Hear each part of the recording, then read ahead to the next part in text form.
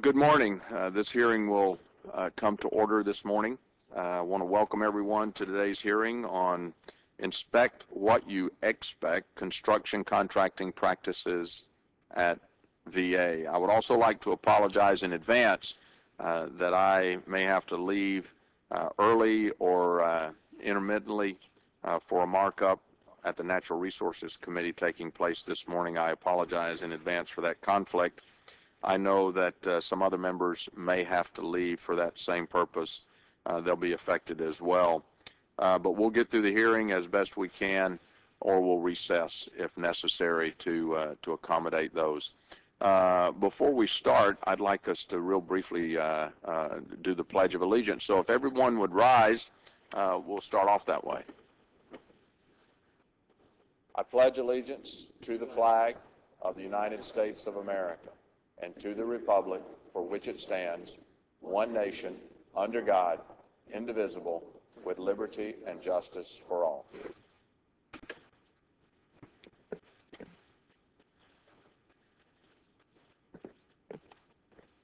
Well, again, thank you very much. In a department the size of the VA, the contracting process involves billions of dollars annually. These funds are necessary to ensure those who so bravely serve the country are provided the care and benefits that they have earned. However, problems arise when the contracting process is mismanaged, and poorly executed contracting on the scales of billions of dollars, such as what we see at VA, can mean billions of dollars wasted, taxpayer dollars that were supposed to help the veteran. A contracting process done correctly can actually help an organization save money in the long run. Good contracting on a construction project entails having an independent cost analysis of all available options, eliminating preferential treatment, and executing a timely process that results in a product delivered in a timely fashion and at the best cost. VA has acknowledged it would improve the quality of its contracting process through the use of electronic contract management system, or ECMS as it's become known. In June of 2007, an information letter was issued by VA's Executive Director of the Office of Acquisition and Logistics mandating the use of ECMS. This database would record and track procurement actions of over $25,000, and the data could then be easily and comprehensively reviewed to determine the effectiveness of VA's contracting processes and make changes where necessary.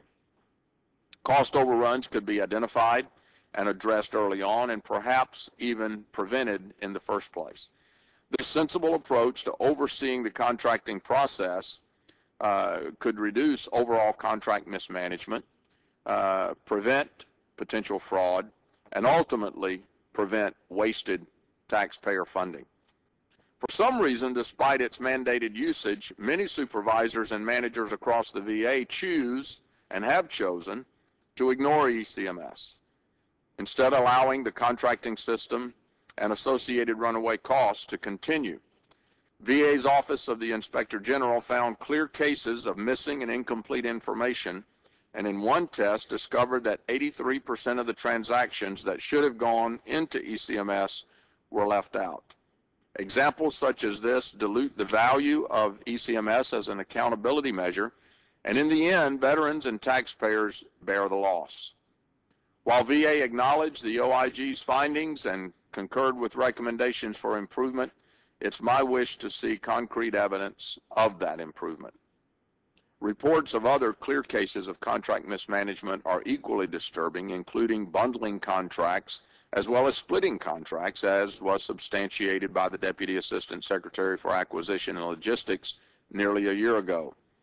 As these contracts are mishandled, much needed construction is slowed considerably, and the needed services that a new medical facility would provide are further delayed. Again, those who are hurt most by these actions are the veterans.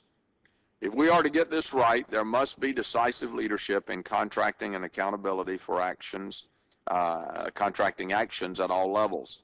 If ECMS was mandated by VA's leadership to be used, why then is it obviously not being used? If certain contracts on a construction project are intended for veteran-owned small businesses, why would a large business be competing for them? If plans are put in place for an expanded outpatient clinic, why then would the size and scope of that project change not once, but twice?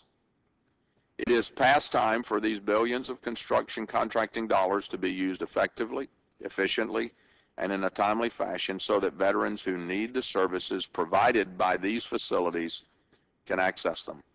I appreciate everyone's attendance at this hearing again, and now I yield to the ranking member, my colleague, Mr. Donnelly, for an opening statement. Thank you, Mr. Chairman, for holding this hearing today, and I look forward to today's discussion. I would like to welcome everyone as we have the opportunity to conduct the Subcommittee on Oversight and Investigation's first hearing of the 112th Congress. I'm honored to serve as the ranking member and look forward to working with Chairman Johnson and other members on both sides of the aisle. Prior to today's hearing, we had the opportunity to meet and discuss the O&I agenda for the upcoming year. And from our discussions, I know we have a full plate, and one we are both committed to working in a bipartisan manner as we seek to provide the oversight our nation's veterans rightly deserve. Today's hearing is an example of that bipartisan work. The VA procurement efforts and initiatives have been problematic and controversial at times. It is important we make certain the VA is doing the due diligence prior to awarding contracts. There are many steps the VA must take in between initiating procurement project proposals and post-awards. Today, we hope the VA will assure us that construction projects are fully reviewed to ensure successful delivery and management. It seems to me that there have been too many VA Office of Inspector General reports indicating that the VA's lack of contract details is there. Furthermore, unrealistic and unreasonable acquisition plans have led to escalated contract costs and unmet contractor milestones. One of my concerns is how many times do we need to meet with the VA only to find out that after millions of dollars have been spent on a contract, the contractor walks away with these funds after the VA cancels their contracts due to unmet deliverables. This is an indication that we have to do better. Furthermore, since the 110th Congress, this committee has been providing oversight on contract bundling. I'm familiar with these issues, having been a member of the Committee on Veterans Affairs since the 110th Congress, and have participated in various hearings on this topic. Contract bundling by contracting officers should be reviewed carefully as well. Whether it may be awarding contracts or set-aside initiatives for veteran-owned small businesses, bundled contracts create opportunities for fraud and mismanagement. I will be particularly interested in the implementation of the VA's electronic contract management system. Thank you, Mr. Chairman, and I yield back. I thank my colleague for his comments, and now I invite the first panel to the witness table. On this panel, we'll hear testimony from Belinda J. Finn, Assistant Inspector General for Audits and Evaluations at the VA Office of Inspector General. Assistant Inspector General Finn is accompanied by Sherry Palmer, Audit Director at the Chicago Audit Operations Division of the VA Office of the Inspector General. Ms. Finn, your complete written statement will be made part of this hearing record, and you are recognized for 5 minutes. Mr. Chairman and members of the subcommittee, good morning, and thank you for this opportunity to testify on the Department of Veterans Affairs procurement processes and construction. With me today is Sherry Palmer, Director of the Chicago Operations Division. Procurement continues to be one of VA's major management challenges. Our oversight of VA's procurement activities has reported on the need for increased management visibility of VA acquisitions on several occasions. Having accurate and reliable information is critical for VA's ability to manage its acquisitions nationwide and make good procurement decisions. In July 2009, we reported that the VA Electronic Contract Management System, known as ECMS, contained incomplete information on VA acquisitions. We compared the contract actions in ECMS with data from 2 other sources. First, we looked for information on over 6,000 procurement actions from VA's Integrated Funds Control System. We found that nearly 83% of those actions were not recorded in ECMS. Secondly, we compared contract actions from GSA's Federal Procurement Data System and found nearly 21% of those actions were only partially completed in ECMS. ECMS contained no information on another 31%, and in total, ECMS had complete information on less than half of the over 1,400 actions we compared to from GSA system. Therefore, we concluded that the reports generated by ECMS were unreliable, incomplete, and could not be used when making management decisions. We recommended 8 separate actions, of which 3 remain unimplemented today. The open recommendations include implementing a VA-wide ECMS policy handbook, improving the technical performance of ECMS, and integrating ECMS with VA financial systems. Additionally, ongoing audit work at VA's largest contracting activity continues to identify problems in the use of ECMS to develop and maintain national contracts. As part of our oversight on VA's construction program, we performed a follow-up audit in 2009 and found that VA had established a quality assurance program and procedures to resolve previously reported problems. However, the QA program still needed written policies, procedures, performance measures, and a staffing plan. We noted that the QA program could not oversee contract schedule slippage because it was focused on performing field acquisition reviews. VA management agreed with our recommendations to address the reported problems and has completed action on all but one of the 4 recommendations. We will continue to assess the effectiveness of VA's construction program in future work. In addition to our national audits of acquisition and construction, the OIG provides ongoing oversight through other avenues. For example, OIG criminal investigators liaison with VA contracting personnel, program managers, and contractor staff to deter, detect, and investigate potential construction fraud. Finally, our Office of Contract Review began reviewing pre-award documents and claims related to construction contracts earlier this year. While VA has recognized deficiencies in its acquisition processes and infrastructure, they have much more work to do. We believe VA should continue its efforts to leverage the full capability of ECMS and integrate it into existing and future financial systems. Mr. Chairman, this concludes my statement. We would be pleased to answer any questions that you or other members of the subcommittee may have. Thank you, Mrs. Finn. I appreciate that very much. Well, now, Mrs. Palmer, you do not have any opening statements. Is that correct? Okay. All right. Just wanted to make sure. Well, let's immediately go into questions. And Mrs. Finn, could you describe for us the basic functions of ECMS? I will describe them as far as I can. I'm not a user of the system, so a more complete answer would probably come from the second panel, from the VA experts. ECMS is a contract writing system. It was developed to be able to prepare contract documents and clauses easily. For us, it provides the capability to compile information on the contracts in a particular location. Before ECMS, that capability was not in the department, and as we were doing audits in particular, we would have to build a universe for every location we went to in order to have a group of contracts from which to do our work. In your written testimony, you provided several examples of incomplete or missing contracts within ECMS.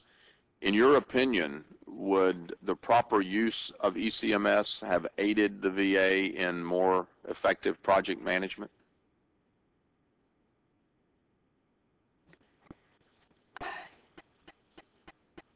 It's a little difficult to extrapolate the contract information in ECMS to total project management.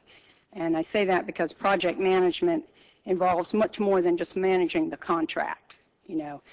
Certainly, though, knowing your contracts and having that information handy is a critical piece of information. During your testimony, you talked about one of your recommendations being the integration of ECMS into other VA systems, including their financial management systems.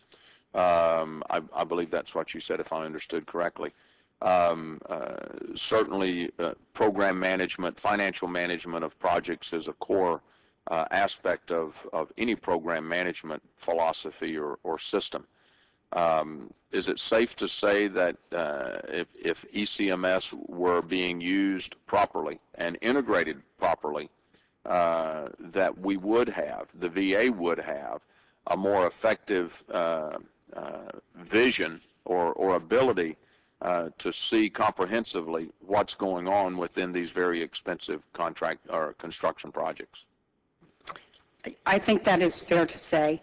One of the issues we noted when we were first looking at the usage of ECMS is that people working in the field had to input information twice.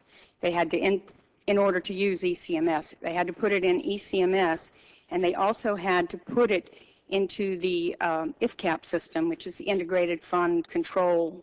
It has a very long title. IFCAP controlled the obligations, and so those managers really needed to put it into IFCAP because that was their funding mechanism and their financial system that fed into VA's financial systems. So faced with those choices, they tended to put it into their financial system and not put it into ECMS. If it's integrated, they'll put it into ECMS and it should feed into the financial system, and we will have better records. Okay. Let's go back to the overall purpose of ECMS, and correct me if I'm wrong, but ECMS is basically an oversight and accountability tool, right? I mean, it allows those, including senior officials within the VA as well as members of Congress, to be able to go look at the status of projects and contracts, correct? Yes, it actually, and from our viewpoint, it's a great advantage when contracts are in ECMS because we can look at them remotely from, say, our office in Los Angeles, whereas before we had to travel to every single facility in order to look at hard copies. Okay.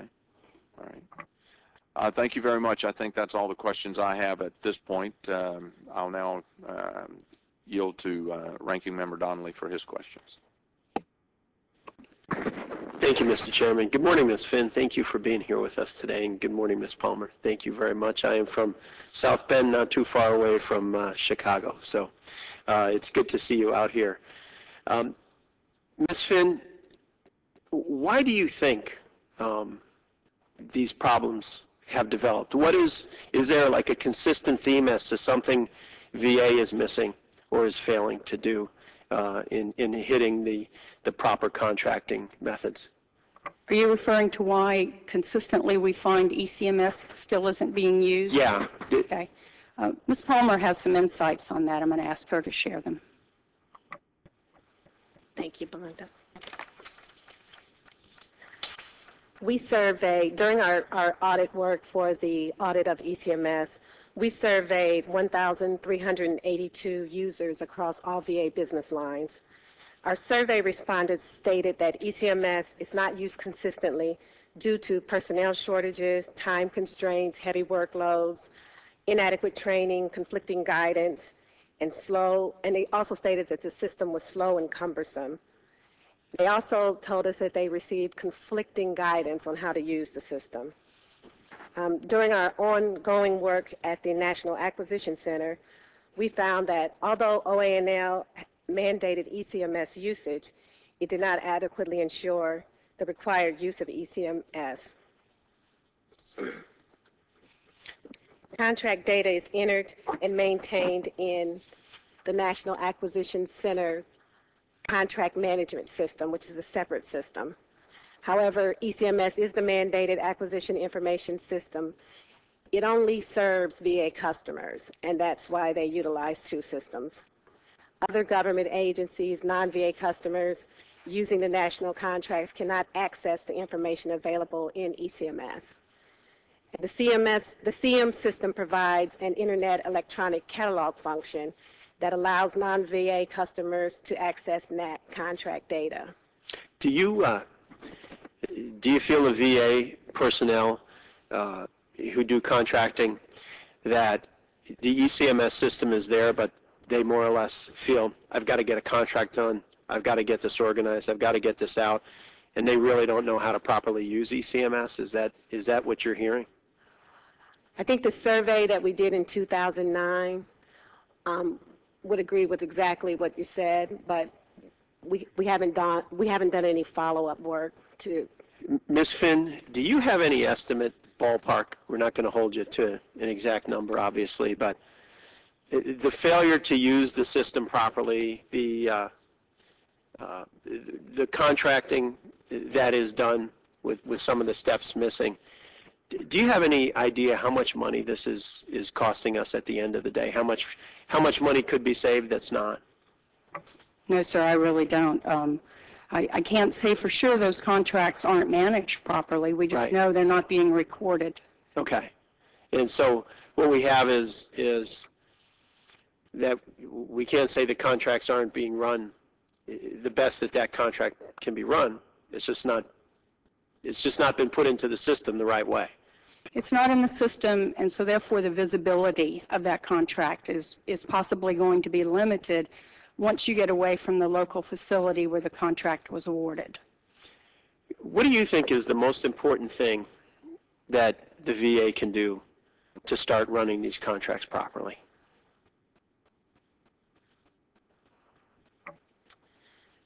I think having the oversight and the visibility is a very important first step. You can't manage what you don't know about, and that's true for the facility, for the network, the VISN, the network offices, and also VHA, as well as VA and even my office.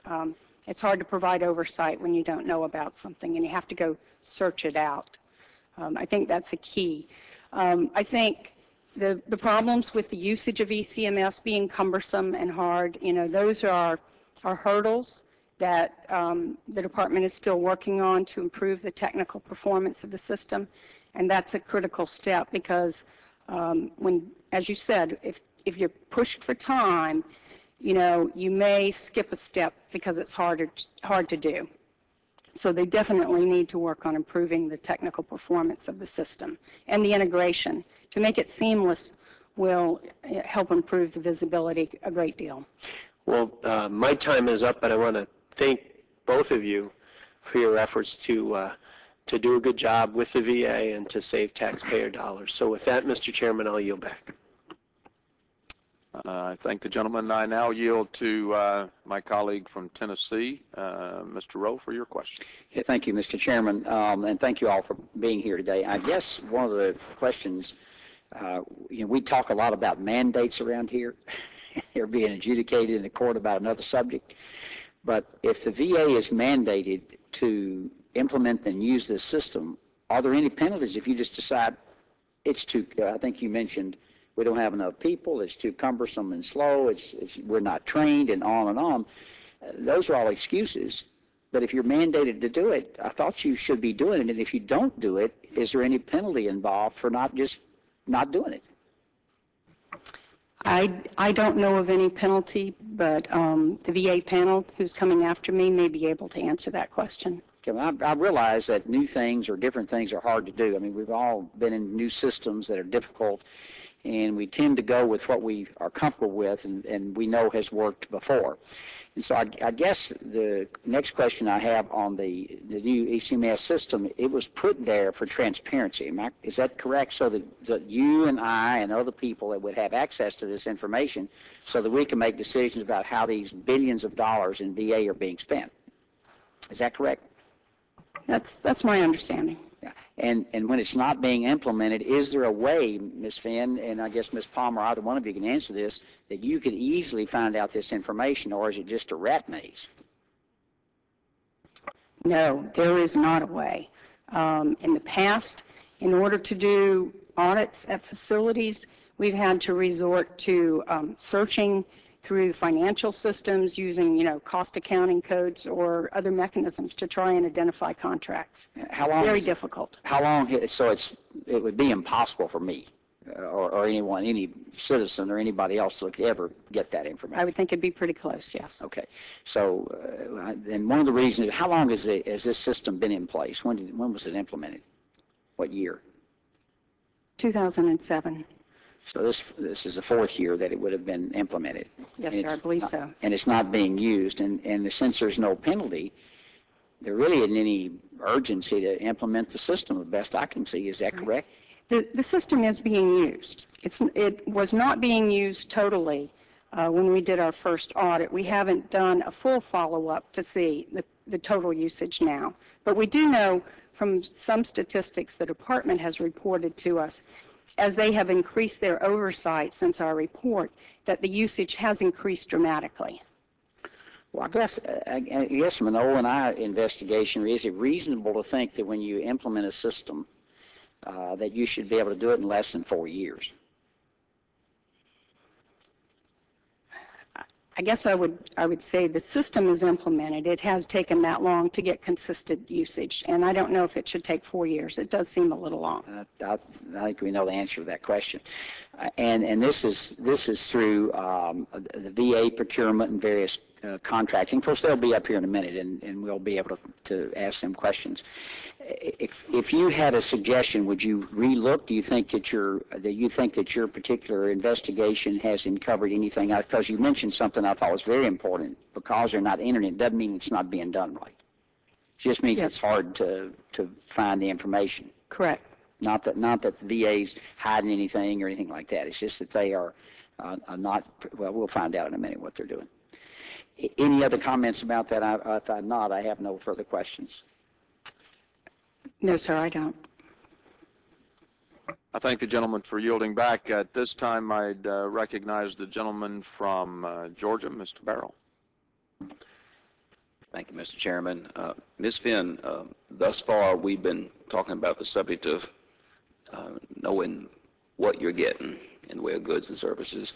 We haven't talked so much about when you get what you bargain for, but making sure we get what we're paying for. But when we get it has not been as much a part of your testimony as I've gathered. I note you say that the subject of contract schedule slippage hasn't been the main focus. You've been focused mainly on performing field acquisition reviews. It sounds like the focus has been not so much on when we get what we're paying for, but what we're getting, whether we're getting what we are paying for. And I want to talk about the subject of when we're getting what we're paying for or waiting for, because all the problems that you describe and talk about are much more are aggravated greatly by the decision about when to decide to build something. Take in my situation, for example, we've been on the ready line for a community-based outpatient clinic in Statesboro, Georgia, for years now, and we've gotten conflicting reports from the VISN, from the Secretary's office, as to when the thing is going to get built, and it disturbs me greatly when, in response to our last inquiry about this, we get a response from the VA that basically talks about what's going on in Hinesville, Georgia, a very different project in the adjoining district represented by my colleague Jack Kingston, not at all responsive to the inquiry we've been pursuing for years about trying to get something built in Statesboro. What can you say about the process about how we go about deciding where we're going to build things like community-based outpatient clinics? How is that process working? Unfortunately, Mr. Barrow, I can say very little about it, and mainly because we just have not done any comprehensive work to look at that process. Well, I'm going to tell you that's something of real concern to the folks that I represent, because it's a part of VA policy to try and provide the services on a local basis that are needed on a local basis, the health care, the mental care, the things that can be delivered locally, greatly reduces the burden on the constituent population having to travel long distances to get the so-called free care they've been promised, that they bargained for.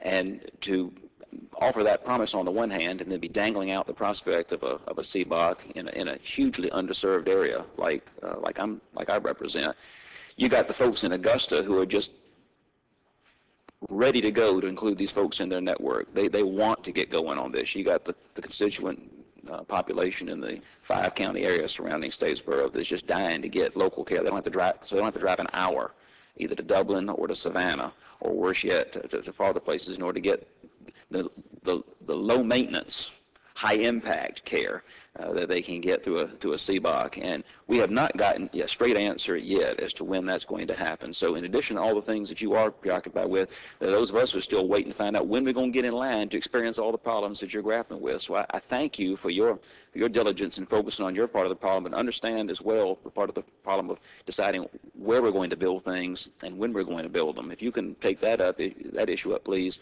we'd definitely like to follow up with you. Mr. Chairman, with that I yield back. I thank the gentleman for yielding back.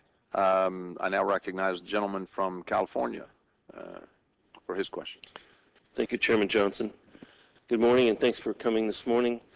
One of the things I hear you say, and I read from your written testimony, is that the ECMS system is overly cumbersome, or at least that's what some of the employees are reporting. But procurement is somewhat subjective, but its very nature. You have to look at different bids, you have to make a decision whether they can provide, and so on. So any computer-driven system is going to be cumbersome. So what I'd like to know, is there a better system out there than ECMS, or could you answer that question that you're aware of? I am not aware of any other system that does this type of work, so I really can't give you an opinion. I'm sorry. Well, the VA is a big organization, has lots of contracts. It seems to me that it's big enough to be able to go to whoever produces CMS and say, we need these changes to make it more responsive to our needs. Is that happening that you're aware of? As I said earlier, I believe they are working to implement one of our recommendations related to improving the technical performance. I don't have the details with me of exactly what steps they are taking, but I would imagine Mr. Hagstrom will be able to give you more information. One other question about the ECMS. Is that a private or a public? Is it publicly available software, or is it a private that you have to purchase?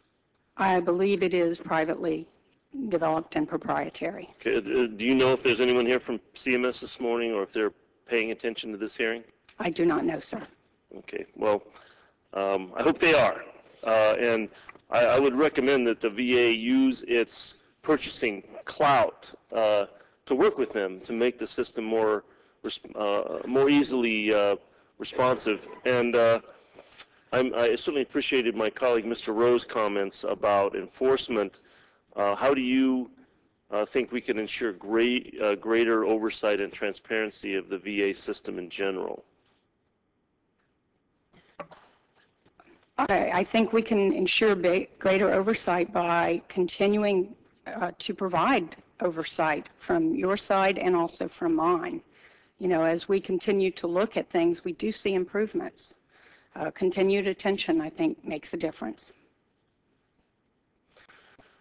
Well, I've been in private industry for many years, and the purchasing and contracting it's a black art, and the more that you work within that, the more that you can make it responsive. So the statement that, geez, the VA employees don't think that they think the system's too cumbersome, it takes too much time.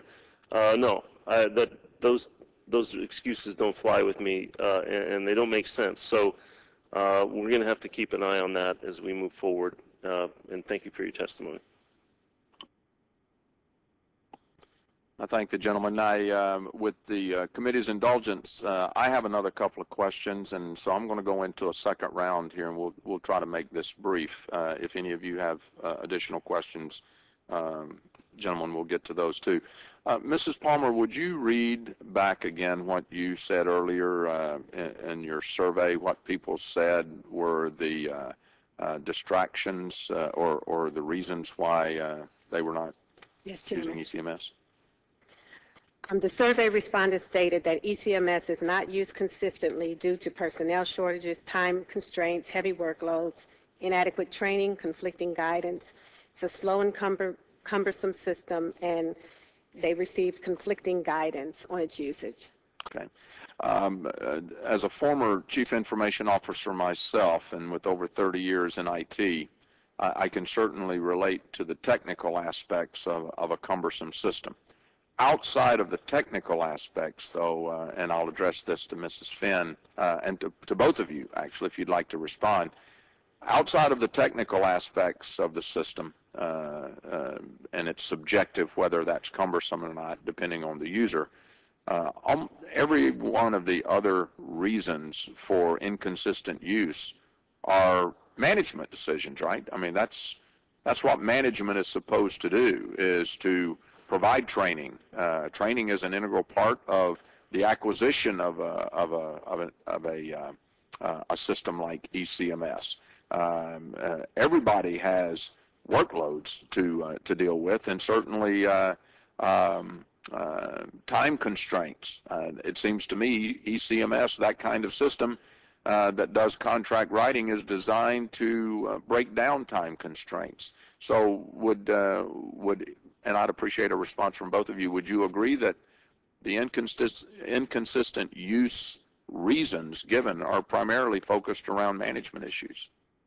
Yes, sir, I would agree that those are management issues. We obviously had a recommendation related to training from this report, and VA did provide a great deal more training and address some of the other management issues, such as having conflicting guidance as to what people were expected to do. As VA worked to obligate money from the Recovery Act, it mandated that every contract, no matter what size, funded with Recovery Act money, be completed in ECMS. And as we looked at those contracts, we didn't find any lapse with the contract for sure being there, but we did still find problems with some of the documentation being there. But yes, these are management issues that will take continued attention in order to address. Okay. Mrs. Palmer, any comments on that? No, sir, I don't have anything else to add. Okay. All right. Thank you. That's my last question. I'll see if our other committee members have standing in for the ranking member, Mr. McNerney. Do you have further questions? Yes, I do. Actually, one of your statements is that you have trained 14,000 VA employees annually, and that's a pretty. Is that a factual? I mean, that's a pretty big number of people to train effectively in a year. Yes, sir, that's in fraud awareness. We provide regular briefings to people in VHA as well as the Benefits Administration on issues that they should be aware of as, managers and people on the front line who might see fraud situations. How much effort is devoted to training people in the ECMS system? From the OIG office, we don't provide that training. The department provides that training. So you're not aware of how much training is involved? No, sir, I'm not. If we were to hold a hearing a month from now and ask you to provide names of managers that are falling at the VA, that are falling down in terms of their employees complying with ECMS, could you do that? A month might be a very short time in order to give you comprehensive information. What would be an appropriate time frame? Several months at least, I would think. I don't know, because I don't know the scope of what we might need to look at. If we were trying to make a determination across the entire department, that would take quite a long time. And in your opinion, would that be something that would be effective in terms of enforcing compliance with ECMS? It would certainly get their attention. I think it would, yes. All right, thank you. That's my last question. Thank you, the gentleman from Tennessee. No further questions. Mr. Barrow from Georgia. I'm sorry, Ranking Member Donnelly returned. Mr. Donnelly, you have any further questions? Well, on behalf of the committee, ladies, Mrs. Finn and Mrs. Palmer, thank you so much for your testimony today. We look forward to moving forward with you on ensuring a well-managed contracting process for construction at VA. You are now excused. Thank you. Thank you. And I invite the second panel to the witness table. I now welcome Mr. Glenn D. Hagstrom, the Executive Director of the Office of Acquisitions, Logistics, and Construction at VA. Mr. Hagstrom is accompanied by Mr. Jan Fry, Deputy Assistant Secretary of the Office of Acquisition and Logistics at VA, and Mr. Robert Neary, the Director of Service Delivery Office of the Service Delivery Office in the Office of Construction and Facilities Management, as well as the Acting Director of the Office of Construction and Facilities Management at VA. Mr. Hagstrom, your written testimony, your written statement will be included in the hearing record, and you are now recognized for 5 minutes. I sense you folks have been here before probably, so you know just to hit the talk button. Thank you, Chairman.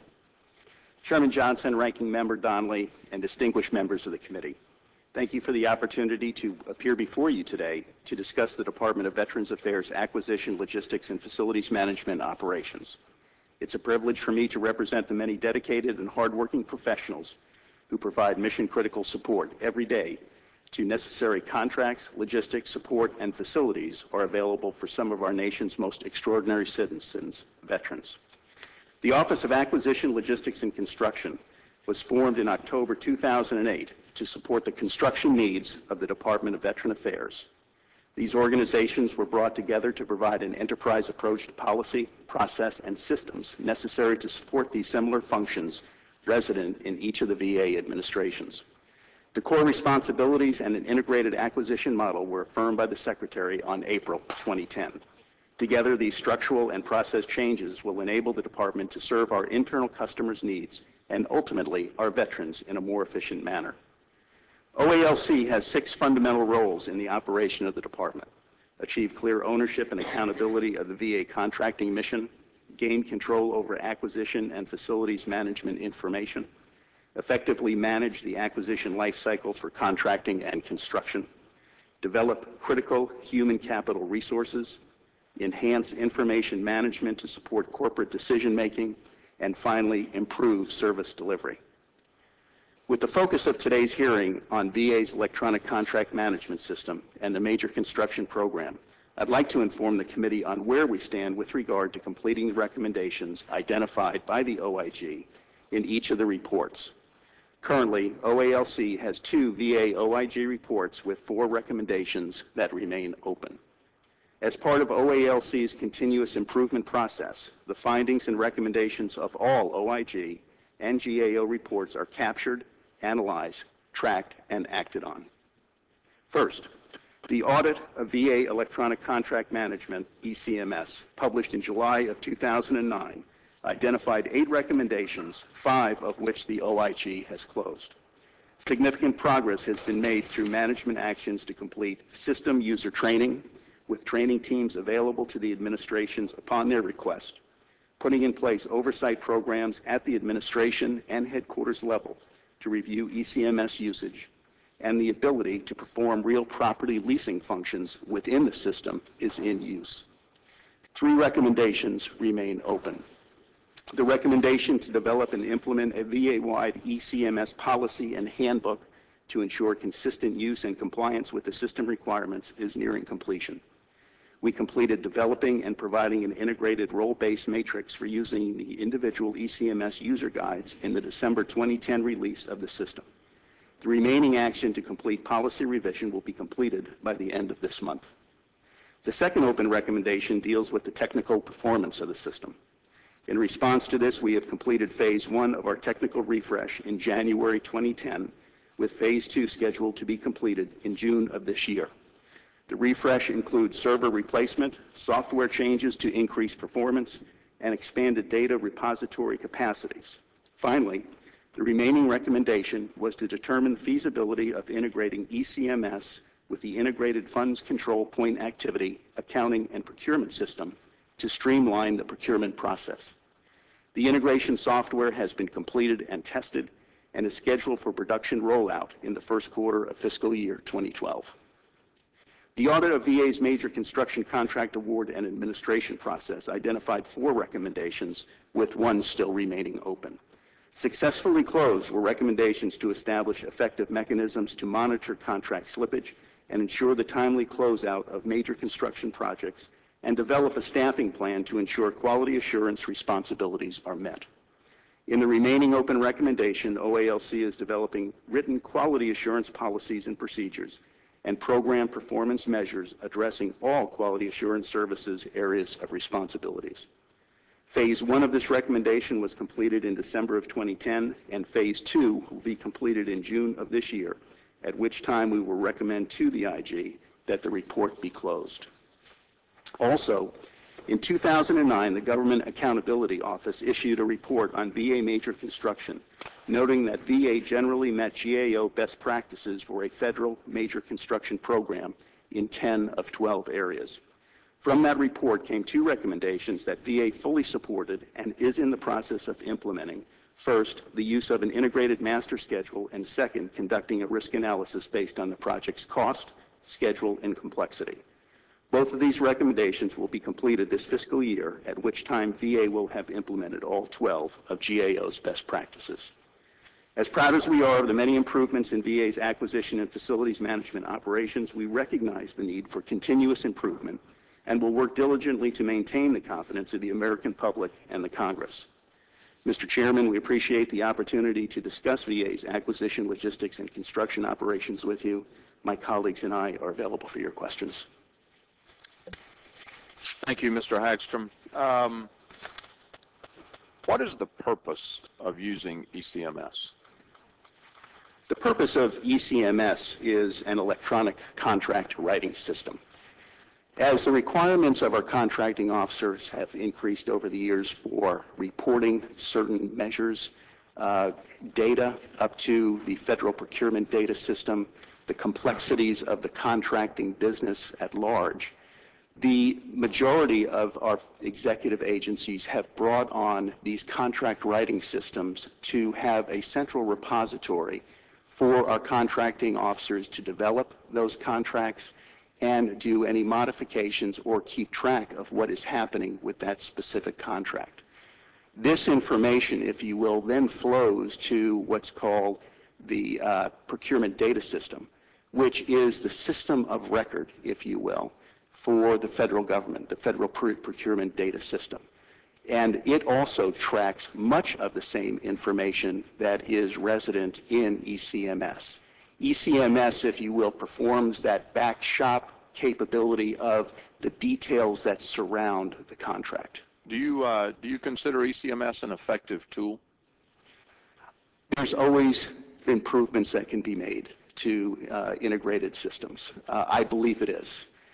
In my past workplace, I was part of bringing online a very tool similar to this, the integrated acquisition system. All of the federal agencies that I'm aware of, the large procuring offices, have done this as part of the government's e-procurement initiative. And while each of the agencies uses different types of software and protocols, in general, when you look at electronic contract management systems across government, they're very similar in terms of the performance and capabilities that they have. Do you consider ECMS as being properly used by the VA at this point? Mr. Chairman, we agree with what Ms. Finn was saying. ECMS is not used to the full capacity, and we recognize that. And I believe there are 2 components to that. First is the technology component, if you will. And then I believe it's our responsibility as the headquarters and the provider of this system to ensure that what we have in terms of the system meets the performance requirements of our people. And that includes the training and the functionality and the response time. And all of these things were noted in Ms. Finn's testimony that they looked at several years ago. The second piece of that is exactly what was discussed with the previous panel, and that is the management. And that is the accountability of our mid-level managers and our senior managers who are out in these contracting offices throughout the VA to ensure enforcement of this policy and work with their people to ensure that they're using the system as it has been mandated to be used. When did that management accountability process begin? I mean, you heard the testimony of the previous panel. 20 of 29 contracts written by the Office of Acquisitions, Logistics, and Construction, totaling over $10 million, were not correctly developed and entered into ECMS. You've heard figures of 87%. I've been a leader. I've been a commander. I've been a senior executive in business. How long does it take to address these management issues?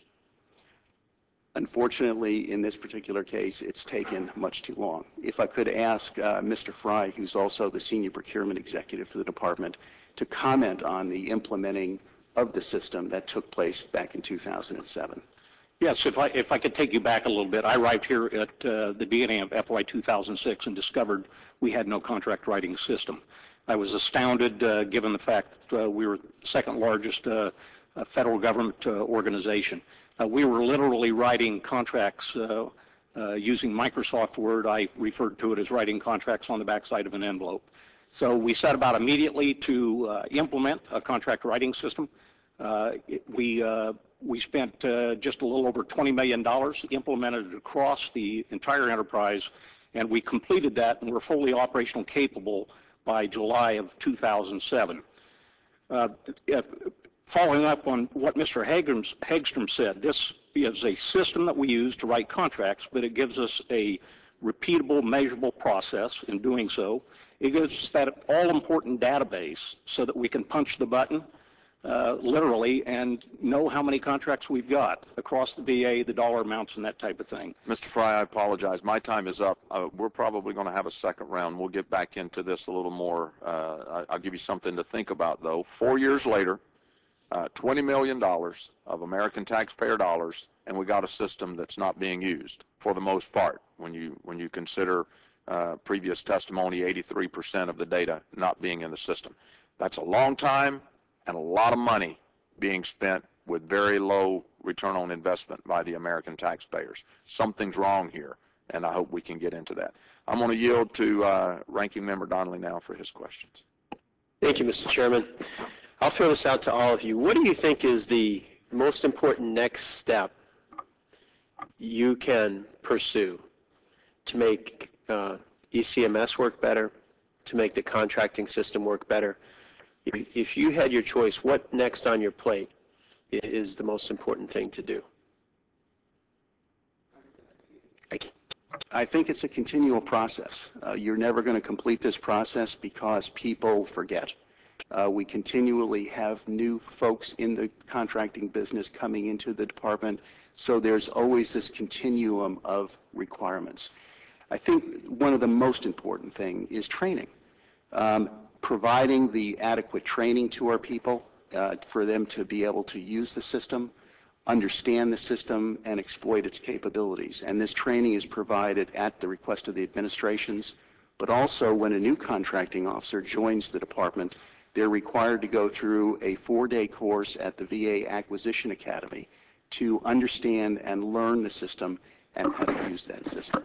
Do you have a course book for the VA Acquisition Academy? Like when that person comes in for 4-day boot camp, do you have a book that you give them that tells them, here's how ECMS works, here's when you do contracts, we expect it to be handled? We do have a course training guide that is left with the folks. Also, because the ECMS system is a web-based, all those instructional training and how-to guides are resident within the system so that if the user has a question, they can go to what we call our Acquisition Resource Center, which is embedded as part of this integrated technology, where they can go and they can look up questions, find the answers, and then apply that to the particular problem they experience. We also have a very robust help desk for ECMS that at any time a user can call the help desk and seek help from a staff of professionals who understand this COTS system and can lend them advice on how to move forward with their problem. So then I guess the next question is, we've got a lot of tools. How do we make sure that this is used more? How do we get more people on it? Are there parts of the country that are doing better than other parts in the VA operations?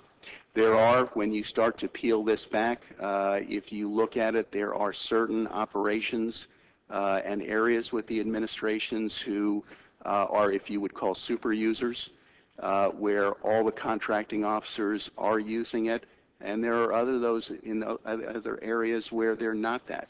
And I think that goes back to the point that Mr. Fry was making and Ms. Finn was making, is we're looking at this now. This has got to be a leadership issue, where those mid-level managers and those senior managers take accountability for their folks to enforce what the department has issued as policy. It would seem that if some places are doing really well and some places are not doing well at all, and they both have the same materials, then maybe it's not the materials. Maybe it is just, as you said, a leadership issue of how do we get the same skill set that has enabled certain areas to shine. How do we transfer that same skill set to those areas that have it? And I hope you guys are taking a look at that. We are, in fact. Certainly, one of the primary users of this system is the Veterans Health Administration, as you can well imagine, as being the largest administration within the department. Mr. Fred Downs, who is the head of contracting activity for the administration, has implemented specific metrics that look across the operation in VHA at the BISN level to look at the usage of ECMS and the reconciliation of any errors that are in ECMS. So there is special attention being paid in the administrations on the usage of ECMS and how they can improve that usage. I think one of the things we'd be real interested in seeing is if you set up metrics for how to transfer this knowledge, this talent, this ability of the places that are doing well to the ones that aren't. Is there a plan? What is that plan? What kind of timetable is there for that plan? That kind of thing, so that, you know, the folks who are steering the ship the right way can teach the folks who are going around in circles how to start pointing the ship in the right direction. Absolutely. About 2 years ago, we established a program management office within Mr. Fry's organization specifically dedicated to ECMS.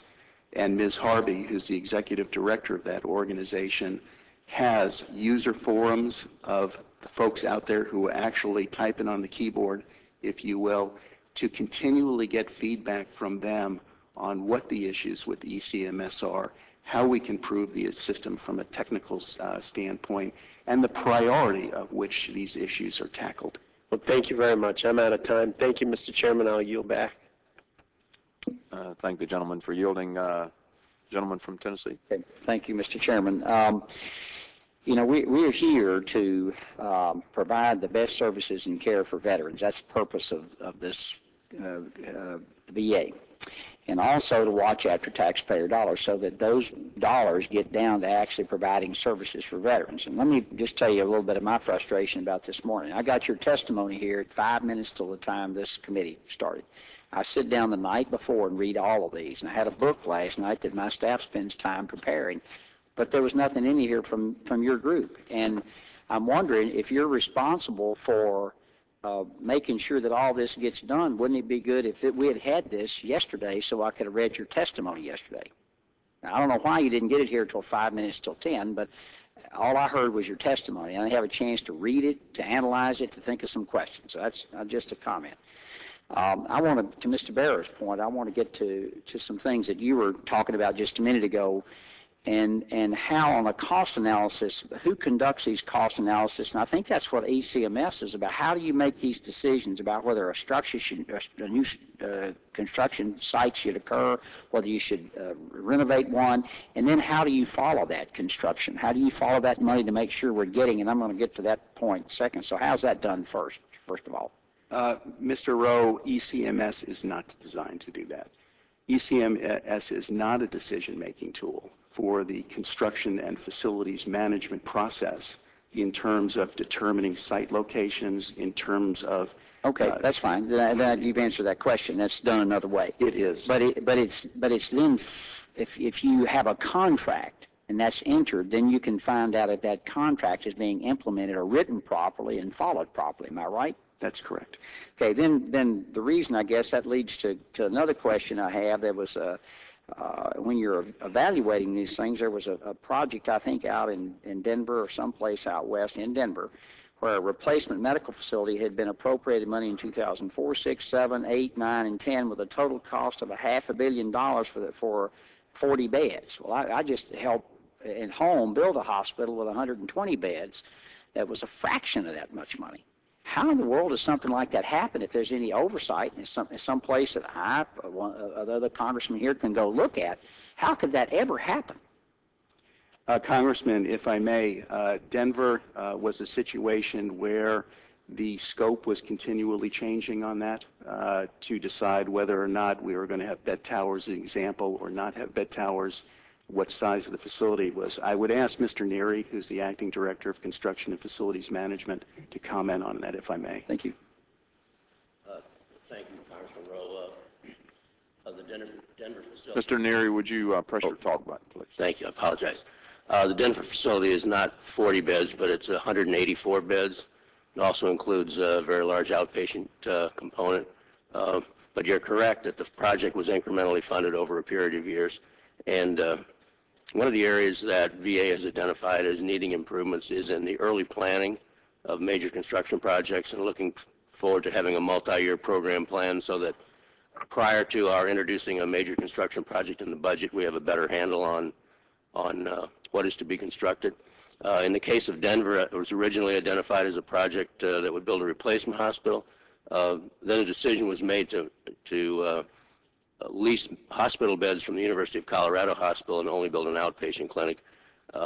Over time and engagement with stakeholders, it was determined to switch back to a full-service replacement medical center, and that is underway now. We've just awarded the first construction contract associated with the building of that facility. Let me just say, Denver's a 40-bed increase in the number of beds they had, and I will just tell you, you would never in a million years spend your own money that way. There is no way on this earth that in a private business you could survive that.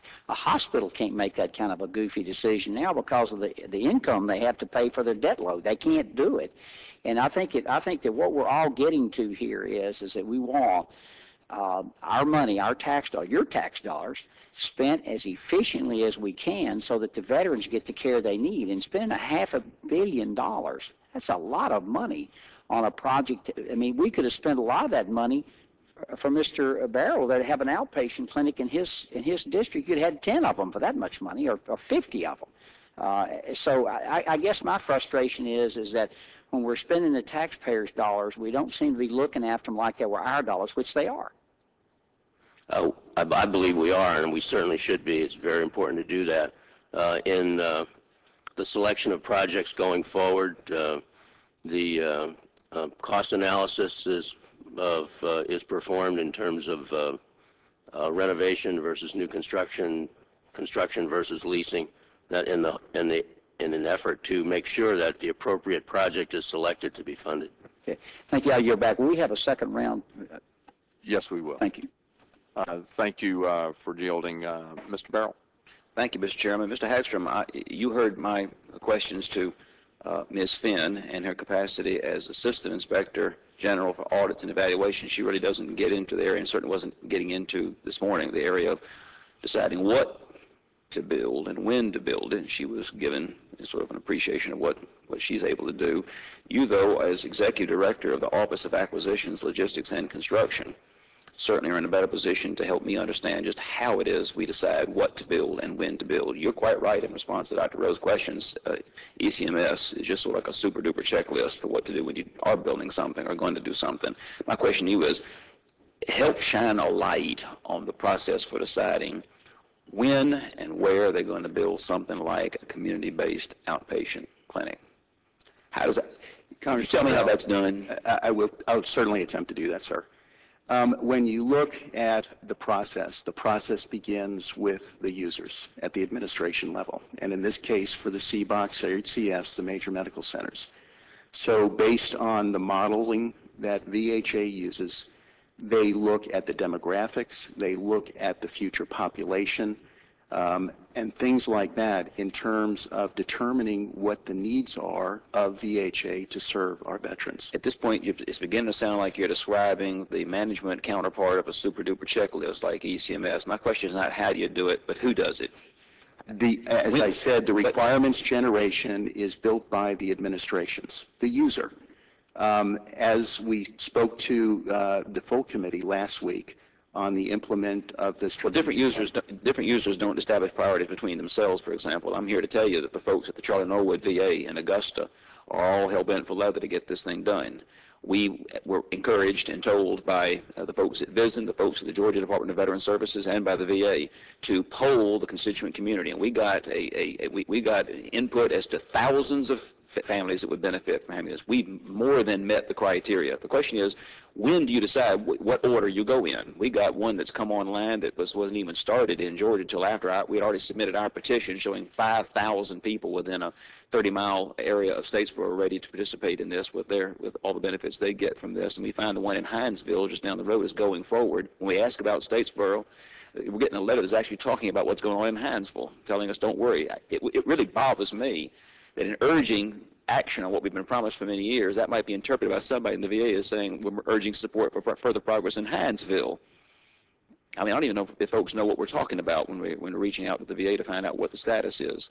So when it comes to issues of competing priorities, scheduling things in, putting things in the pipeline to be developed, who actually makes that decision? Is it done at the Secretary's level? It is. It comes up through the governance process in the department. The Office of Management is responsible from a planning and budgeting perspective to take all these requirements and do an integration and a prioritization, and then make those recommendations to the Secretary in terms of what the program would look like for that respective fiscal year. Well, we've got that. We've actually made that much progress. We've gone way beyond that, and we've been told the matter has actually been sitting on the Secretary's desk for quite some time now. What can we do to get something going? Congressman, I wish I could give you a better answer. Once that decision is made, I can assure you my office takes action immediately. If you will, my offices are responsible for the execution, and I don't mean that to sound as an excuse. Again, I recognize I'm coming to this from another indirect source, but you're closer to it than I am. As soon as that decision is made, sir, we action it immediately. And in the case of the CBOCs, where they're normally a build lease facility, we will implement our leasing process, which is a two-step process, basically first finding the land and then second finding a developer. We've actually gone so far in Statesboro as to offer sites that have actually been inspected and evaluated for suitability, either for conversion, adaptive reuse as a CBOC and otherwise. What role do your counterparts in state governments, say the Department of Veteran Services in Georgia, play in either advocating for or serving as a checkoff on the list of folks to consult? What role do they play in advocating for some of this? Anything at all? Do you all listen to the folks in Atlanta, for example, at the Georgia State Department of Veteran Services? I'm not aware of any formal role that the Veterans Health Administration may use in terms of reaching out to various other government agencies. When you look at the major medical centers and the operations within VHA, their relationship with communities and communities leaders is usually very good. And so that would usually reside at that particular operational level. To reach out to the community leaders, talk to them about the needs of the community, perhaps discuss with them where an optimum location may be, and even to say, is there land that the community might be willing to donate for this particular effort? Thank you. Thank you, Mr. Chairman. Thank you very much. Hold on just a second. We're getting a message from Natural Resources. Just to keep everybody posted, I'll have to go vote on markups at Natural Resources in about 15 minutes. So we'll recess at that point and reconvene. Go to Mr. McNerney now. Thank you. Thank you, Mr. Chairman. I had the opportunity to express my frustration in a hearing on a different subcommittee a couple weeks ago about how long it's taken to do a project in my district.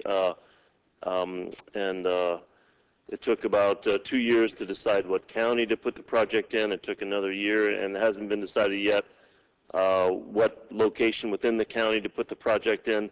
Are we going to be continuing to experience that sort of longevity and process decision making in the organization, or is there a way to speed this thing up? I mean, it's very frustrating. We got veterans waiting for service. We got extremely high unemployment. It's a very frustrating situation. I understand your frustration, Congressman. When we look at the planning function, which again begins with the Veterans Health Administration for our CBOCs, they have a very deliberate process in terms of looking at the veterans' demographics, where those veterans are located, the proximity to other major medical centers where we may have affiliate relationships, what the scope of the requirement may be in terms of the size of the facility. We look at various things like accessibility, the size of the land, transportation issues, the surrounding activities that would service that CBOC. All those things are taken into consideration. Well, I mean, these are all important considerations, I grant it, but every year of delay adds 5 to 10% to the cost of the project. So there's got to be a way to speed up this process. I don't know if you have an answer to that, but I'm just telling you it's going to be something you're going to hear about from me until I feel like there's progress made. I do have a question regarding to the ECMS system. Now, what I'm hearing is that there's a certain lack of oversight, and that causes a waste of money, maybe through fraud, maybe through mismanagement, I don't know. But I'd like to get from you some idea of how much money is actually not being spent effectively as a percentage of total expenditures, and how that might compare to the similar situation at a private corporation like Ford that might be the same size. Congressman, I do not have that number, nor do I have an idea on how we may do that. I do wish to say, though, that I do not believe, one, that ECMS would preclude fraud. Fraud is perpetrated by our vendors on very intentional acts of trying to deceive the government. ECMS will not prevent that. I do believe when you look at the contracting actions, as Ms. Finn said, while all the documents may not be resident in ECMS that we would like to have in there from a standpoint of be able to do data mining, that does not mean that the department is not getting best value for the contracts that they do let. And that process is a very deliberate one in terms of ensuring competition, ensuring that the requirements generation adequately describes what our requirements are, and then implementing that contract. So are we barking up the wrong tree here by singling out ECMS in terms of waste, fraud, and abuse? I mean, some of the questions I'm hearing reflect my frustration here with the testimony this morning, but I'd like to have some way to measure what's going on and identify bad players if possible, including bad players within the within the VA. And are there statistical measures? Are there quantifiable measures that we can set down and ask you to come back with us in a month and say, well, these are the bad managers? Is that something that's possible? We do have a series of metrics in the acquisition community that we look at. One is the usage of ECMS and the accuracy of the federal procurement data system. So we are looking at these performance measures in terms of how these systems are being used. And that's something you can bring to this committee if we ask you to. We can. Okay, thank you. I guess we'll now go into a second round of questioning, if that's all right with the panel. I would, in the world I lived in, when we had a contract as a mayor, we had an idea we wanted to build a school, and we would have an architect. We'd define the need and when do you need the school. Then we'd get an architectural firm. We'd bid that out. We have a bidding process to local or whoever wanted to bid on that. We'd select the architect. The architect would then design the plan. We'd then let the contracts, and you'd have an opening of a sealed bid. When this contract, you'd have all the specifications, and you'd do that, and then you would have a project manager that was independent of the construction crew that was doing it. And you would hold money back, and you would evaluate as you were going along. That's how I've done a gazillion projects. If it's a road project, a school, or even in my own practice, a building like that. We did a similar process of selecting an architectural firm and so on. Who is in charge of actually doing that? When Mr. Barrow brings, let's say they're going to build a CBOC in his district. Heaven forbid, maybe it'll sometime happen in your lifetime, but if we're going to do that, how is that process, and how do you oversee that going along to be sure that that money is just walking? Who's responsible for that? Certainly. Mr. Rowe, the process you described that you used in the private sector is very much like the process we use in the federal sector, with the exception of very rarely do we use sealed bids anymore. We are more in line in best value in terms of what the private sector brings to us in terms of a proposal and the design of the ultimate facility. I would ask Mr. Neary, whose Office of Construction and Facilities Management is responsible for the life cycle of the major construction program, to explain to you a very deliberate process that we use from the inception to the commissioning of those facilities. How would and the second, and then you can answer these at the same time, the NAICS is a standard that you have in picking firms that are qualified to do a job. Would you ever pick a firm that didn't meet those qualifications? If I understand you, the North American Industry Council standards does not qualify a firm to do the job. All that standard represents is the category of services that that particular business offers. It has absolutely no bearing on whether they're qualified to perform the job that we are asking them to do. How do you figure that? How do you decide whether they're qualified? I'd like to have Mr. Neary ask that as part of the process we go through in terms of determining best value for the ultimate awardee. Sure, thank you. And Congressman Rowe, achieving quality is an extremely important part of our culture, and in each of the steps that you described, we have a number of mechanisms to bring quality. In the case of, as you say, when a decision is made to build a facility, we will select an architect. Some time ago, back in the 1970s, the Congress fortunately allowed federal agencies to use a quality-based selection process. It's called the Brooks Act. So we put out a notice, and architectural firms who believe they have the credentials to do the design come forward. They're rated and ranked by a team of experts. And then a short list of those who are competing or interviewed. They're asked to describe the quality of their team, who will be on their team, what their past experiences have been, the strength of their firm, those sorts of things.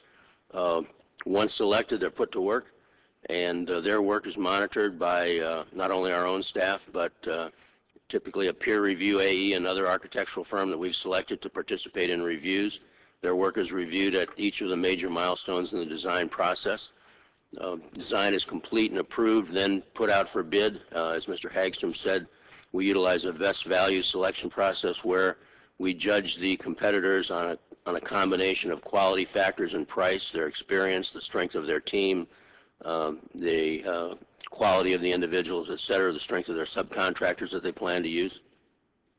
So you don't use a sealed. We don't use a sealed bid, no, sir. Why not?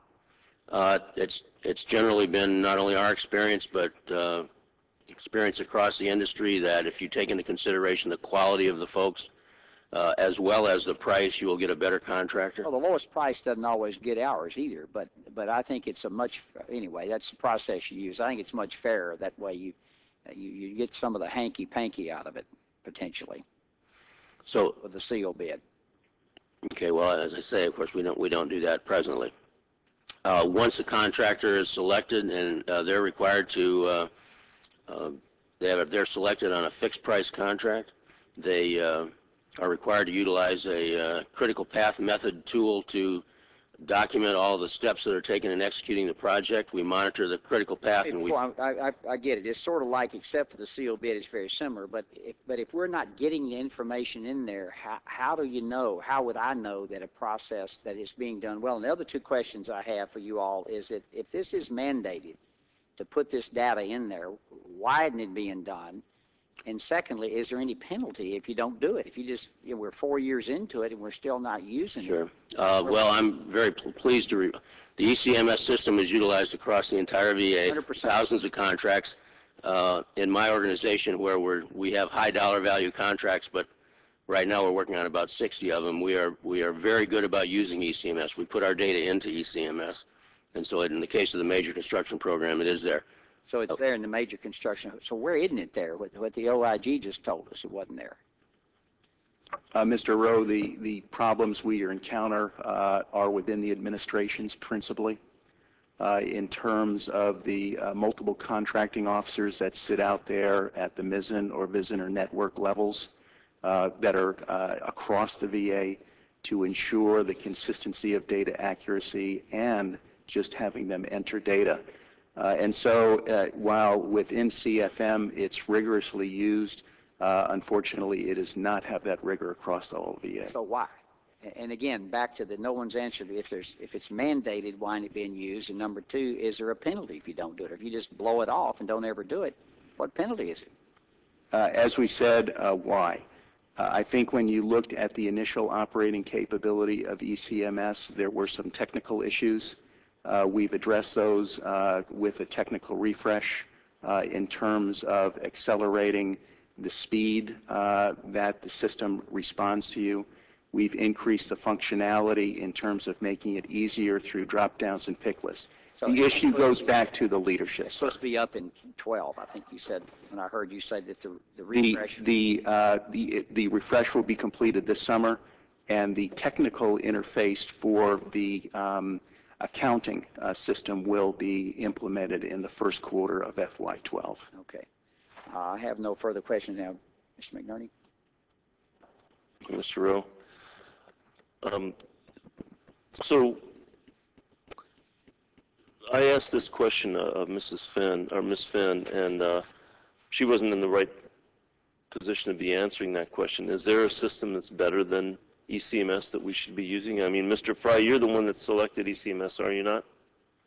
Is there a better system? Are you working with ECMS to make sure it's more user-friendly and so on? I've worked with a number of systems. I spent 30 years in Department of Defense, 20 of those working with various contract writing systems. There are pros and cons, as already been stated, with each and every system. I think ECMS is a very good system. I think when we started, when we implemented ECMS, we didn't turn on all the bells and whistles. We're turning those on now, and we're training our workforce to use it. But I think it's a good system. Going back to what Mr. Hagstrom and others have said, it requires leadership. It requires mid and senior level managers to ensure that their personnel are using the system. It requires senior executives like myself to provide high-level oversight and make changes where required in personnel if need be, in policies and in training to ensure that we use the system. If I could, Congressman, and also Mr. Rowe, you asked about penalties that incurred. There are no formal penalties, if you will, in terms of taking your contracting warrant away from you or not allowing to use the system. Obviously, that would have unintended consequences that would just play out in terms of not providing those services. What we have done internally within OAL and what I'm going to bring forward to the Senior Procurement Council, who is the governance process for contracting, is in fact to have as part of the contracting officer's annual performance plan, the use and complete use of ECMS as mandated by policy, which then would be reviewed at the conclusion of that performance period and would be taken into consideration in that employee's overall rating. Well, that's something of a penalty. Getting fired is another kind of penalty. From the OIG testimony, there were 1,500 procurement actions in ECMS and 5,800 not in ECMS. I mean, that's a fairly low compliance rate. If that was happening in Ford Motor Company, people would be losing their jobs.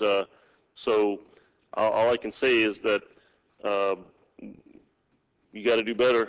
And as long as this committee's holding these hearings, you're going to be hearing these same questions. So I recommend that you do what's required. Thank you. One final question, and then we'll wrap this up. And I don't know what this was even, but is there a third-party system called Paragon? What is that? If I could, Mr. Rowe, Paragon is a system that's used by Mr. Neary's office, and he can comment on the capabilities of that. Paragon is a software system that we utilize presently to track activities with the contractor in terms of requests for information, change order proposals, a variety of the kinds of things that could go on at a construction site. It's a data management system that we use. That contract will be running out, and we're in the midst of beginning a new procurement to either reselect or acquire a replacement. What's the difference that in the other system that we're using? What is it? Are they parallel systems, or why do you run two? They're two completely different systems. The Paragon system tracks entirely different data needed to manage the job at the construction site. So it's a completely different. Yes. One other thing I want to get back into contracting a little bit. Would you all go into a little bit on bundling and contract splitting and how you follow that? Certainly. If I could ask for Mr. Fry to comment on that. We take bundling very seriously as we do contract splitting. We've put in place the policy and processes to preclude that, and Mr. Fry can comment on that. Yeah, bundling reviews are required at a threshold of $2 million. In the VA, we implemented a policy so we have our small business office do reviews at the $1 million level. So we are absolutely dedicated to making sure that we don't do bundling. Our small business office is also required to sign off on a form called a 2268, which has them concur or non-concur with our procurement actions. So we present to them our procurement actions, and they approve by their signature the direction we're going. And if they disagree with it, then we talk and resolve the differences. So we get our small business office involved up front and early. We hold integrated product or process teams to develop our requirements. And a voting member on that IPT is the small business office. So they have ample say, I believe, and I think if they were here today, they would say that as well, in the process to discourage and to avoid contract bundling. You know, Mr. McNerney, he was here last year. The two of us were here last year. We heard some testimony about someone would get a contract and it wouldn't have the capacity to carry it out. It would sublet that contract out to someone else. Are you able to follow that with ECMS or any of the oversight that you have? Because and then we found out that some of that work's not done properly. So the VA not only has issued a contract to somebody couldn't do it, they then subbed it to somebody who couldn't do it.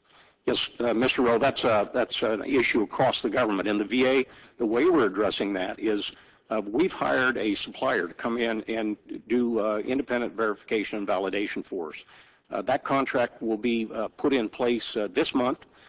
We intend to have this supplier out in the field doing a continuous survey of contracts and subcontracts to make sure that we don't have the situation as you just described. In other words, when a veteran-owned small business is awarded a contract, they're required to do 50% of the work of that contract with a veteran business. It would make little sense for them to hand it off to a large business, for instance, to to do the work. So we want to make sure that we keep our small businesses where they're at, and we're also going to be looking at large businesses. So if we have large businesses who've come to us and said, we are going to put an aggressive subcontracting plan in place, and we're going to give, let's say, 15% of the work to small business, we're going to be looking at the large businesses too to validate that they've in fact made a reasonable effort to employ 15% of small businesses in that work. Yeah, there's nothing wrong. I mean, with a subcontract, people do it all the time in a construction project. As long as you get, I mean, there's nothing wrong with that. You get good quality work, and you can evaluate that work. When we have and I guess this will go, Mr. McNeary, when we do I guess if I'm back to Denver again, because do we have anybody that oversees it? Like we would have a project manager, a separate third party from the contractor to do that. We typically would do that in the city. Yes, absolutely. First, we have a project manager who oversees the entire project, who works for my office of construction and facilities management. Then at the job site, when we're ready to go into construction, we have a team of people that we call resident engineers who are at the job site they're not employed by the contractor, they're employed by the government, and they oversee the work, do inspections, identify issues if there are issues, respond to requests for information from the contractor, and that sort of thing. Any further questions? I want to thank all of you all for being here today. It's been very informative for me, and I think for the committee. I appreciate your testimony, both the OIG and you all. I appreciate you being here. I would like to have some follow-up, and I think probably Mr. McNerney would like to have some follow-up at some reasonable point in time. I realize it can't happen overnight, but to see if you are able to implement this to all of the contracts. It's been 4 years. I think that's a long time. And okay, well, our chairman would like to ask another question, so I'm going to hold it open and not close the hearing until he gets here. He would like to ask a couple more questions before we close it out. But I do want to thank you for being here, and we will follow up. I think it's very important that we follow up and find out where you stand. Do you have any comments? No comments. Okay.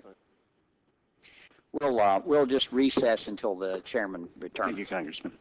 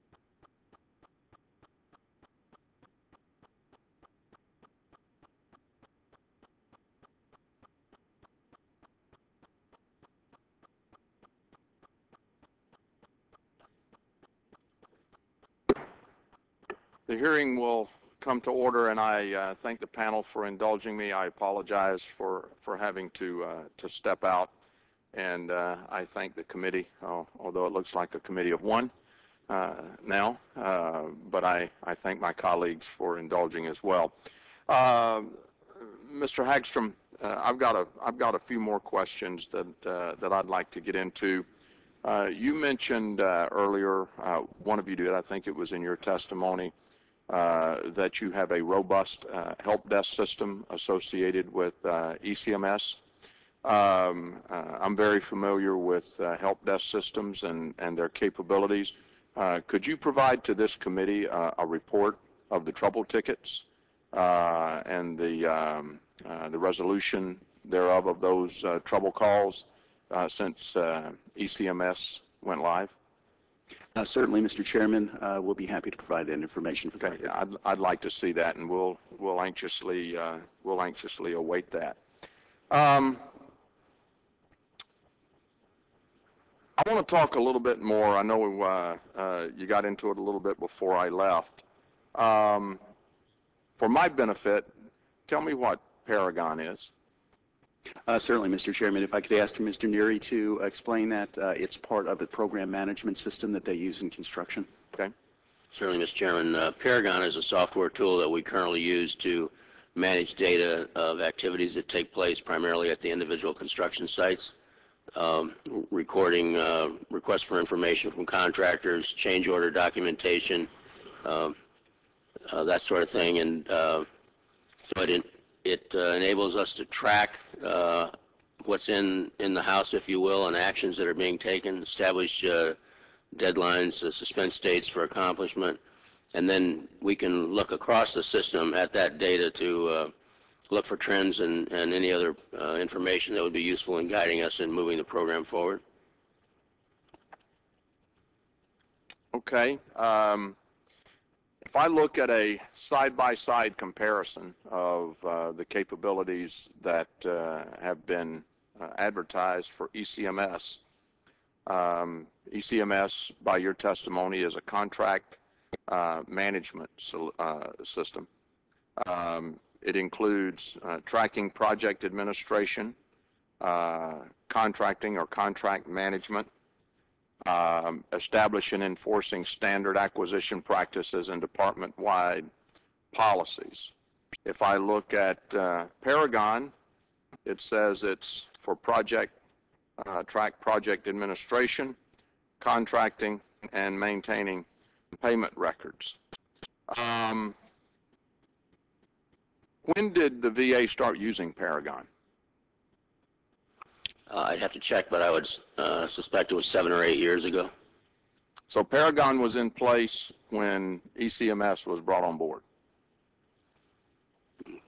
Yes, sir, I believe it was. If the VA already had a contract management system that would track the progress of construction projects, then why was ECMS pursued, and why did the taxpayer spend $20 million on it? Well, I think if you look at the two systems, they're very different, Congressman. One is very focused on construction, management of a critical path method, management of what takes place throughout the life cycle of a brick and mortar facility. ECMS, it was built to not only take care of that in a general contract sense, but there are also commodities and service contracts that we put in place that there was absolutely no system other than the back of the pad, if you will, to keep track of that. What this system did is then take into account all the rest of the contracting actions that the department had to work with.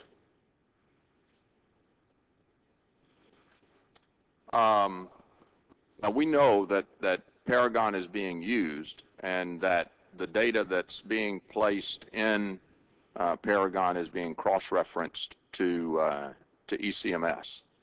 I'm just sort of confused. How much training? Well, first of all, how much did Paragon cost? I'd have to find that out and submit it for the record, sir. Okay. How much training goes into the use of Paragon? We provide training for all. It's used primarily by our resident engineers at job sites, and so any new resident engineer who comes into our organization, we would provide them initial training, and then we provide periodic training, refresher training over time to everybody that's involved in the program. Does Paragon fall under the same oversight mandate that ECMS does? Has Paragon been mandated as a required data system? Yes, it has. How much training goes into ECMS? Do you have a formal training program for that? We do, Mr. Chairman. The VA Acquisition Academy has a formal training system where our new contracting officers attend a 4-day course on a scheduled curriculum. We also provide field training in traveling teams if the administration's asked for that, and the committee has asked for those training materials to be submitted for the record, and we will do so. Okay. When did the training program for ECMS start? The training program for ECMS started at the inception of ECMS being brought on in terms of being able to provide those end users, if you will, the skills necessary. So it began back in the 2007 timeframe when we started to mandate ECMS as the system for the contracting officers. Do you consider it an effective training program? I believe it's improved much. When you look at our users in terms of the survey, you're going to see mixed reactions to it. Some say it was very effective. Some say it was very confusing. Some say they weren't trained on certain modules. We take those surveys and we bring them back and we ensure that we close those gaps in our training and we provide new training. That survey, I believe, was now done in 2008 or so. So it's a little long in the tooth, if you will, I think, in terms of gauging the reaction from the users in terms of the quality of the training we're providing. Okay.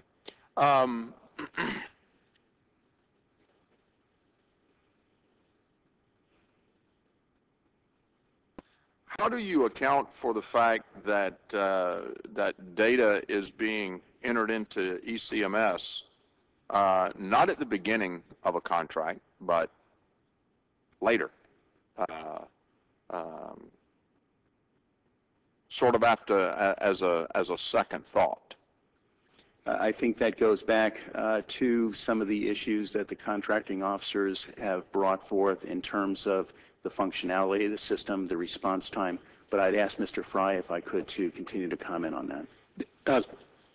Mr. Johnson, there's a very simple answer to that one. For the most part, that data that's been being entered subsequent to contracts being let is from old legacy contracts. We've made an attempt to put contracts that are still underway that were awarded prior to the advent of our contract writing system into that system. So I think by and large, that is the data that's being entered after the contracts are let. Mr. Fry, something doesn't match here. According to the VA, the testimony of the two prior to us and the information that we have, 83% of the data that's supposed to be in ECMS is not in there. Are you telling me that only 17% of the data is new contracts and that 83% is old data? Because something's not jiving with what you're saying now. No, what I'm telling you is that when the contracting officers, and again, I wasn't out to look at the contracts, but from what I gather, the contracting officers have entered some of the data, but not all of the data. In other words, they took a paper file and transported that paper into electrons, into the contract writing system, so that would become part of our database. The contract was never developed using the contract writing system because the contract writing system wasn't in place in 2005 or 2006. Most of our contracts are put in place with a 1-year base and 4 one-year options. So if it was a contract that was put in place some years ago, it wouldn't have been put into the contract writing system. So it's your assertion then that 100% of current construction contracts are being entered into ECMS at the beginning of the project? I can't comment on construction progress. I'd yield to Mr. Neary since he runs the construction program. With respect to the VA's major construction program, what I'm responsible for, 99.9%, yes, are entered in at the outset. We award all of our contracts utilizing the ECMS system. Interesting. Changing gears just a bit. According to VA Acquisition Regulation 801.603-70, a resident engineer is not allowed to make a commitment that will affect the price, quantity, quality, or delivery of a contract. Is that correct? Well, a senior, an individual who has to be a warranted contracting officer to make those types of commitments. But a resident engineer is not a contracting officer. Doesn't hold a warrant, correct? At each of our sites, the senior resident engineer would hold a warrant, limited, I believe it's to $100,000. Okay. Likewise, a contracting officer acting within his or her warranted contracting authority must authorize any change to a contract. Is that correct? That's correct. And you're telling me that resident engineers, you have resident engineers that are both contracting officers and resident engineers? That's correct. Limited authority, primarily intended to address events that arise, situations that arise at the job site where the contractor needs to be given direction. You might have plumbing lines that conflict, something that wasn't picked up on the drawings, those sorts of things.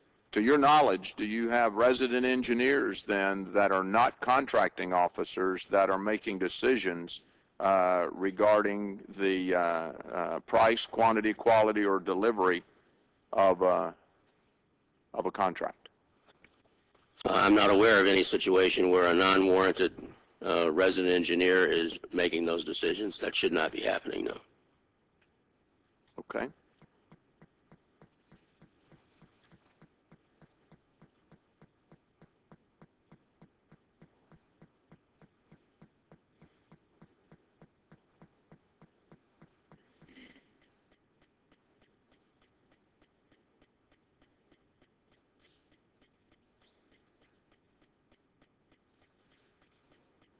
Well, seeing as no other committee members are apparently have any questions, I would again thank you, you gentlemen, for being here today. Let me get back here. And I thank you for your time and your testimony, and you are now excused. I ask unanimous consent of all of me present. That all members have 5 legislative days to revise and extend their remarks and exclude extraneous materials, and without objection, it is so ordered. I want to thank all of the members of the committee and witnesses for their participation today in this hearing, and the hearing is now adjourned. Thank you, Mr. Chairman.